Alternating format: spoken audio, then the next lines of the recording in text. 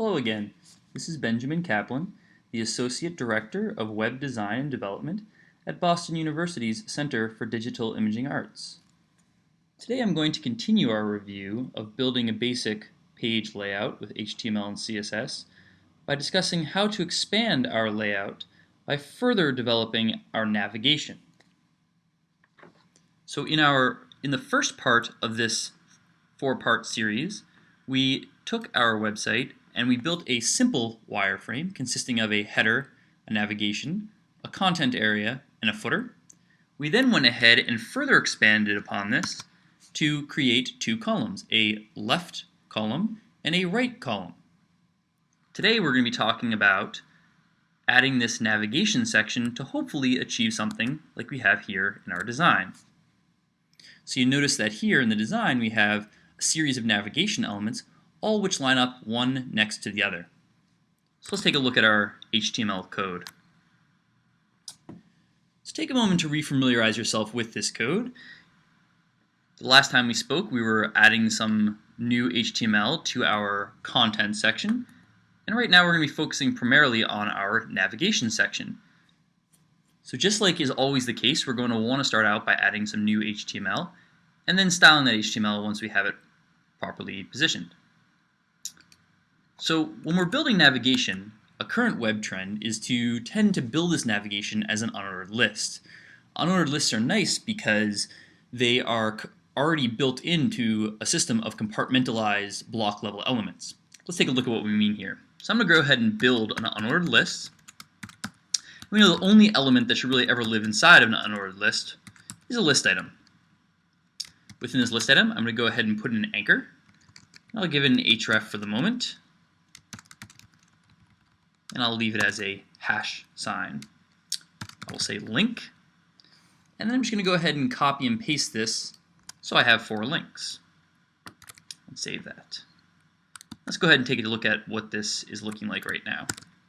You see we have our standard unordered list that displays down in a row, one under the other, because each of these elements are a block level element. I will right click on this and inspect the element with the Firebug plugin for Firefox. And we notice that as I mouse over each of these unordered lists, you notice how this blue band expands the entire space. That's because since they are block level elements, they're going to want to take up as much space as the parent element provides. Okay, so we need somehow for each of these elements to align next to one another. So again, we've encountered this situation before where we want a block level element to line up next to another block level element. And whenever this happens, we should be thinking about CSS floats. So let's address our CSS now. I'm going to go up to the navigation section within my CSS code, and I'm going to go ahead and create a series of rules for each of the HTML elements that I added. Notice I added an unordered list, a list item, and an anchor. So I'm going to go ahead and use my contextual CSS selectors to target just the unordered list inside of my nav element. So #nav space ul will target my unordered list. I'm going to go ahead now, I'm also going to specify nav space ul space li to target just the list items that are inside of an unordered list that are inside of my navigation element. Now I will go a step further to do #nav space ul space li space a, and this will go ahead and select all anchor tags that are inside of a list item, that are inside of an unordered list, that are inside of an element with an ID of nav. One of the things we're going to want to do is we're going to want to make it so that we have a comfortable cushion around our button that we can click on. So if we want to be able to click on over here as opposed to the actual word link, that still technically needs to be part of our anchor. Okay? Now in order for me to have the anchor fill up this extra space, I'm going to need to apply some block properties to this, such as padding. So the first thing I want to do inside my anchor is change the display to display like a block level element. Now I can go ahead and assign a padding. And these are numbers I'm just making up here. I'll say something like 10 pixels on the top and bottom and 20 pixels on the left and right. I'll also do some stylistic elements such as color.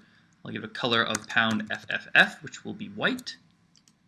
We can also assign a font size, font-size, make it something that's legible, say maybe 18 pixels for right now. Terrific. Now, working our way up, we know that the block level element that holds these anchors is the list item. These are the elements we want to align next to one another. So what I'm going to do is I'm going to tell them to float. I'm going to float them all to the left so that they order along the left-hand side of my design over here. And keep in mind when we're floating, we want to be careful because usually when you float, you want to specify a width. In this situation, we want our width to be automatically determined by whatever is inside this list item, in this case, the anchor. So if we want to be thorough, we could go ahead and say width auto, just to recognize that we know we usually need to specify a width, but we know that width auto is what any block level element will have by default. The last part we really need to address is these ugly looking bullets that we find next to our unordered list. So if I come back into my styles, I can go ahead and give this a list-style-type of none. Go ahead and save this, come back to my browser and refresh, and you notice that now my links are all lining up next to one another. Getting pretty close. If we look back at our design, you notice I still have a line, and it seems like there's a little bit more, the spacing's a little bit better in my design than it is in my actual execution here. Plus I have this ugly underline. The fonts are a little bit off, but we're not as worried about the fonts right now. So let's come back into our design, and let's first address the line between our list items. So what I'm going to do for this is I'm going to give it a border, hyphen left. I'll say it's 1 pixel, solid, pound 333. It's a dark gray. Save this, come back to my browser and refresh, and there are my lines. Now why is it that my buttons don't come all the way to the bottom of my navigation element? Well, that's because what is actually creating the height of this navigation element? Let's take a look. Well, right here it seems as though in my declaration in my rule for pound nav, I have a height set. So I'm going to go ahead and comment this out for right now. Slash star slash. I'm going to save this and come back to my design. If I refresh now, you notice that now the color's gone completely. It looks almost as though my buttons are gone completely. Well, that's not what we wanted. Well, we know again we're using CSS floats. So whenever we're using floats, we're going to have to use the counterpart of the float. So let's go ahead and check to see what's going on here. The last element in this case that's floating is my unordered list. So it may be tempting to go ahead and say, all right, I'll put my div with a class is equal to clear right here. The only problem with this, though, is that a div is not an element that should be found inside of an unordered list. So let's go ahead and take this div outside of our unordered list and make it so that it's the first element after the whole unordered list, and yet it's still within pound nav. If I go ahead and save this document, come back to my browser and refresh, now it automatically grows to the appropriate height. One small thing I noticed. You can see here that our lines seem to be going on the wrong side of the buttons. There's a small mistake over here in our CSS where I went ahead and gave a border left, when in fact we want a border right. Save that, come back to our browser and refresh, and now our design is starting to look a lot more similar. Alright, as for the underline below our anchor, on my anchor rule, I'm going to give it a text hyphen decoration. I'm going to say none. And while I'm here, I'll also go ahead and specify a font dash family. And I'll say Arial. I'll also give this a font dash weight, and I'll say bold. Come back to my document and refresh, and now this design is looking very similar to the design we originally intended to accomplish. The entire buttons are clickable. You can notice how I'm mousing over the edges, not just the words. So the last thing I might want to do here is, again, state my anchor rule, only this time select just a pseudostate of this anchor, the hover pseudostate. Here, I can specify a background hyphen color. I can say that I want my text to become darker. Well, first, the background to become darker.